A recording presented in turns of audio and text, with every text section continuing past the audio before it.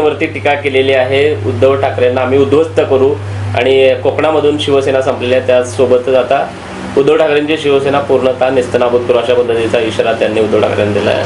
काय आपलं मत? हे रामदास कदम, अरे भले भले शिवसेनेला संपवणारे स्वप्न बघून गुल झाले, तू किस झाड की पत्ती है. अरे रामदासा, तुझं स्वतःच पहिलं बघ. अरे तू त्या पोरग तुझं गृहराज्य मंत्री म्हणून त्याच्या जीवावर तू डांगडिंग करायला जाऊ नको. अरे उद्धव ठाकरेंचं शिवसेनेचं झाड लय मोठं आहे.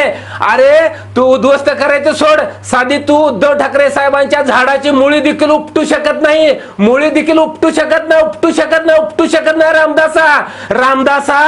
एवढी तुझी जर जिबीलाच वळवळ करत असेल तर जीभ तुझी आवाक्यात ठेव.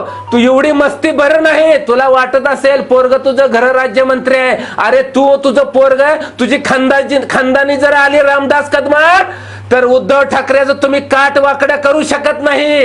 राहिला प्रश्न उद्धव साहेब संपवायचा, उद्धव साहेबाला संपवणारी अवलाद अजून या महाराष्ट्राच्या मातीत जन्माला आली नाही आणि इथं पुढे देखील जन्माला नाही. अरे तुमच्यासारख्या पालापाचोळ्याचं काय घेऊन बसलाय? तुम्हाला शिवसैनिक जाता जाता थडकून तुम्हाला चुरगळा करून टाकतील.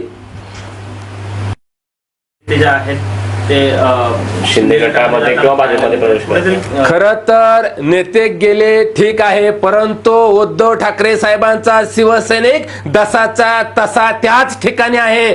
काही आम्हाला फरक पडणार नाही.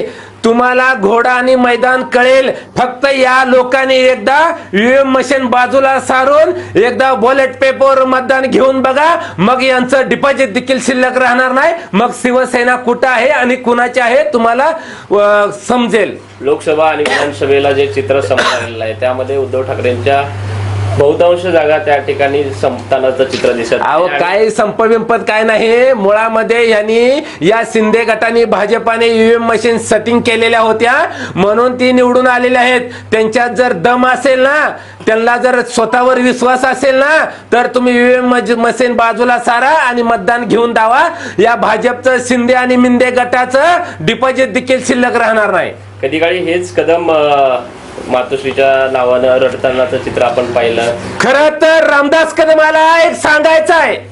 रामदास कदम, अरे दरवाजात बांधलेलं कुत्र देखील इमानदारी असतंय, पण रामदास कदम, अरे तू मातोश्रीच्या जीवावर खाऊन खाऊन तुझा दात किडला, पण तू इमानदार ना बेमान झाला.